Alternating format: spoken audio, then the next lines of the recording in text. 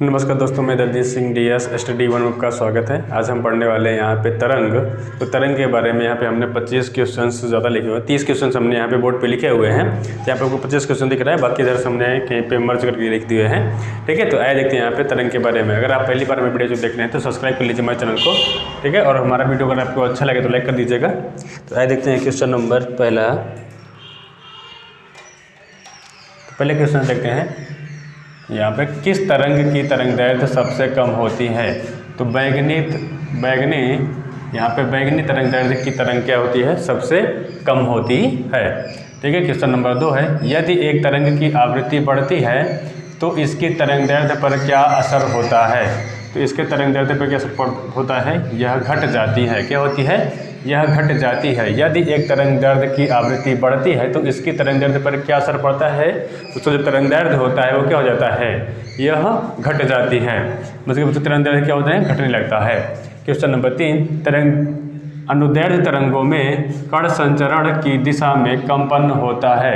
समानांतर कैसे होता है, समानांतर दिशा कंपन होता है। ठीक है, क्वेश्चन नंबर 4 है, विरलीकरण होता है जहाँ पर हवा का दाब होता है। क्या होता है, विरलीकरण कहाँ होता है, जहाँ पे हवा का दाब कम हो वहाँ पे क्या हो जाएगा, विरलीकरण हो जाएगा। मतलब निम्न दाब पर क्या हो जाएगा, विरलीकरण हो जाएगा। मतलब कोई भी कण होगा वो क्या होगा, जहाँ पे हवा का दाब कम होगा वहाँ पे कोई भी दाब कम होगा तो वहाँ पे क्या होगा, फैलाव ज़्यादा होगा तो वहाँ पे क्या हो जाएगा, निम्न। ठीक है, क्वेश्चन नंबर 5, संपीड़नों का निर्माण उस स्थान पर होता है जहाँ वायु दाब है उच्च। क्या हो जाए, उच्च वायु दाब रहेगा तो वहाँ पे क्या कहलाएगा, संपीड़न। मतलब संपीड़न आप करेंगे, किसी भी चीज़ को आप दाबेंगे तो क्या हो जाएगा, धीरे धीरे मतलब इकट्ठा होना शुरू हो जाएगा। जैसे गैस सिलेंडर के अंदर गैस भरी जाती है तो क्या किया जाता है, संपीड़ित किया जाता है। और वहाँ पे प्रेशर के साथ उसमें क्या होगा, प्रेशर के साथ उसमें दाब लगाया जाता है जो संपीड़न कहलाता है। ठीक है, और इसलिए क्या होती है, सिलेंडर के अंदर जो गैस होती है वो कैसे लिक्विड की अवस्थाओं में आ जाती है।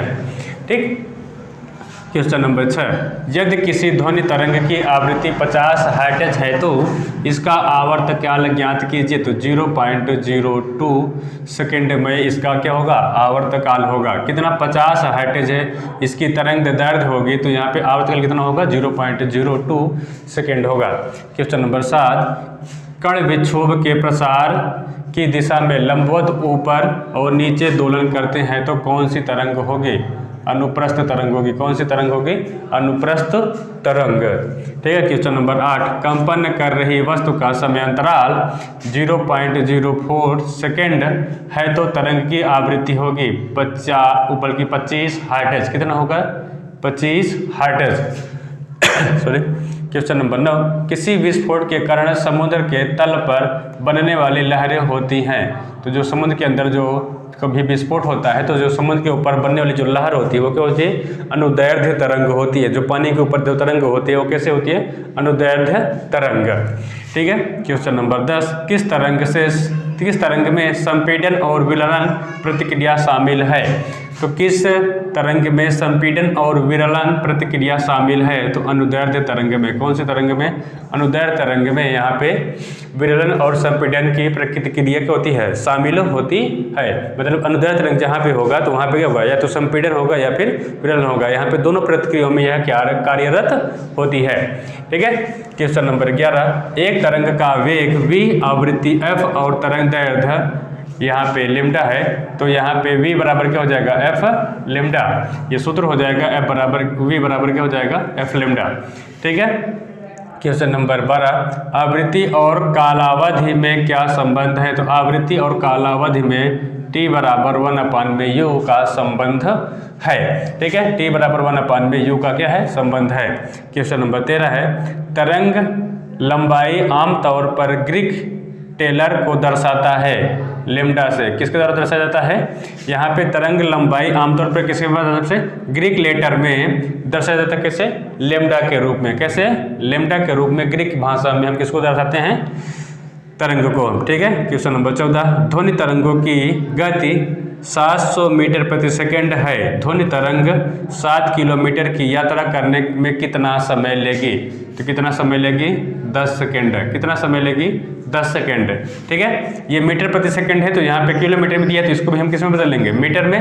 ठीक है, उसके बाद भाग दे देंगे तो कितना आंसर आ जाएगा, 10 सेकेंड। ठीक है, 15 नंबर क्वेश्चन, किसी ध्वनि तरंग की आवृत्ति v और आवर्तकाल t के बीच संबंध है, तो n बराबर क्या हो जाएगा 1/t। क्या होगा,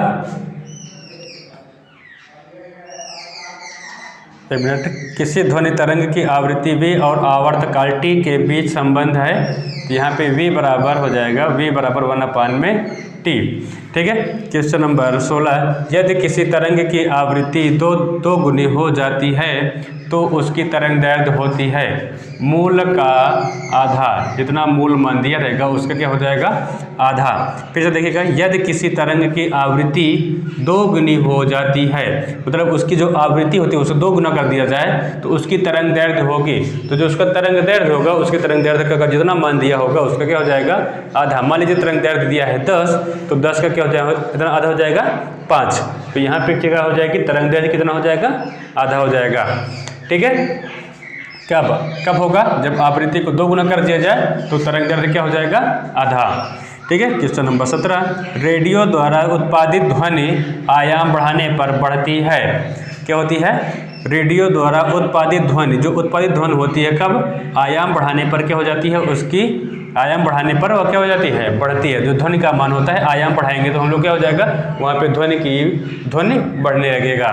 ठीक है, क्वेश्चन नंबर 18, किसी माध्यम में एक कण 2.5 सेकेंड में 40 कंपन पूर्ण करती है, तो तरंग की आवृत्ति होगी तो 16 हर्ट्ज होती है। कितना होती है 16 हर्ट्ज होती है। ठीक है, यहाँ पे 2.5 सेकेंड में कितना 40 हर्ट्ज है, तो यहाँ पे अपना गुणा कर लीजिएगा।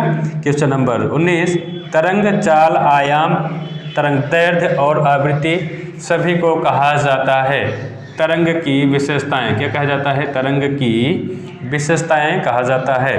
तो यहाँ पे तरंग चाल आयाम अनुदैर्ध्य और आवृत्ति सभी को क्या कहा जाता है तरंग की विशेषताएं होती हैं, ये तरंग की विशेषताओं के बारे में ये बताती हैं। क्वेश्चन नंबर 20,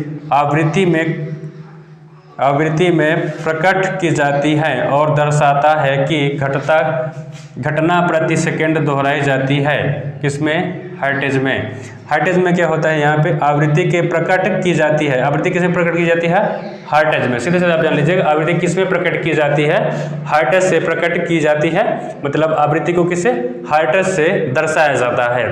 ठीक है, वही मान है यहाँ पे। क्वेश्चन नंबर 21 है, ध्वनि के संचरण के दौरान माध्यम में कणों की उच्चतम घनत्व का क्षेत्र कहलाता है संपीड़न। संपीड़न में किसमें की जाता है, संपीड़न में। ठीक है, फिर से पढ़िए, ध्वनि के संचरण के दौरान माध्यम में कणों के उच्चतम घनत्व का क्षेत्र कहलाता है संपीड़न। ठीक है, क्या कहलाता है, संपीड़न कहलाता है। ठीक, जब किसी माध्यम में क्या हो जाए वहाँ पे उच्चतम घनत्व का क्षेत्र उत्पन्न हो जाता है, मतलब जो क्षेत्रफल होगा उसका कैसे हो जाए उच्चतम हो जाए, तो वहाँ पे क्या हो जाएगा संपीड़न का कार्य करने लगेगा, मतलब वहाँ पे क्या हो जाएगा दाब लगने लगता है। ठीक है, तो कण क्या हो जाएंगे आपस में पास जुड़ने लगेंगे, और जैसे ही कण आपस में पास जुड़ने लगेंगे तो किसमें लिक्विड के रूप में बदल जाते हैं, जिसे हम क्या कहते हैं संपीड़न कहते हैं।